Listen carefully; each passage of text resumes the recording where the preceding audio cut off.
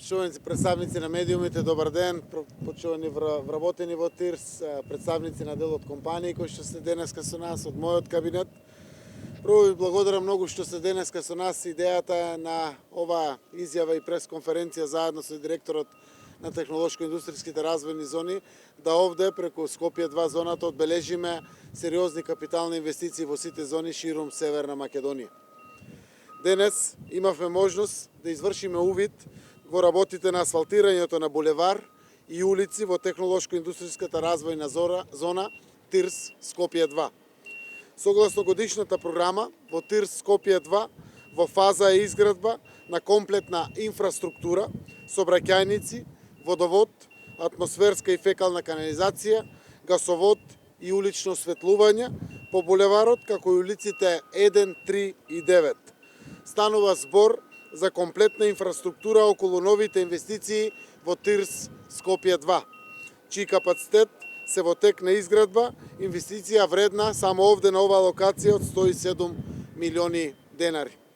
Инвестициите во инфраструктурата се најнеопходните и секогаш поздравувани од деловната заедница, бидејќи се од непроценливо значење за непречено извршување на економските активности на компаниите, што пак значи отварање на нови работни места, како и подобрување на животниот стандард на граѓаните.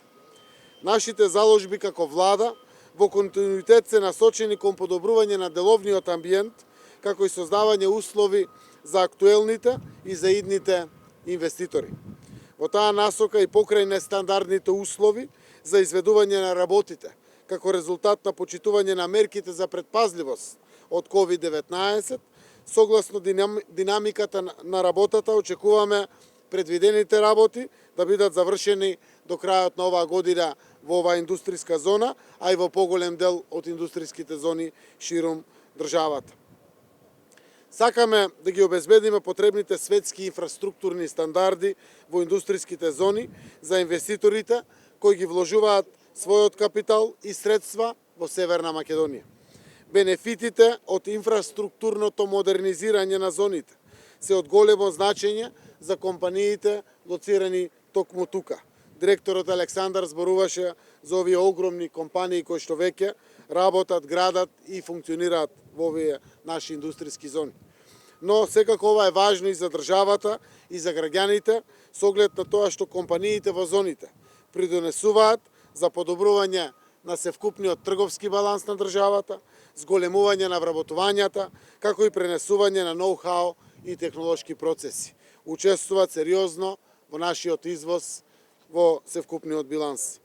Она што го имам како информација и покрај условите на пандемија и намален обем на испораки е дека речиси сите работници во зоната ги задржаа своите работни места и предонесуваат во одржувањето на стабилноста на македонската економија. Извозот од зоните на годишно ниво до минатата 2019 година изнесуваше близу 2,8 милиарди денари, што е скоро 40% зголемување во однос на 2017 година. Во услови на пандемија, согласно податоците до септември годинава, забележан е очекуван пат, но и покрај тоа позитивен е тоа што бројот на вработени останува константен. Во зоните на издржавата вкупно 13.480 вработени активно работат на зголемување на продуктивноста и извозот.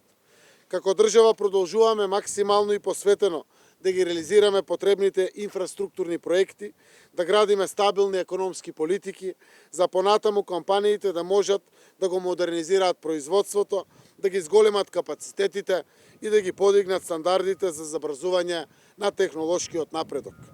Градење на доверба со инвеститорите е еден од нашите приоритети, токму затоа сакаме да ги обезбедиме сите предуслови за поедноставување на деловното работење, создавање предвидлива, конкурентна и одржлива деловна средина.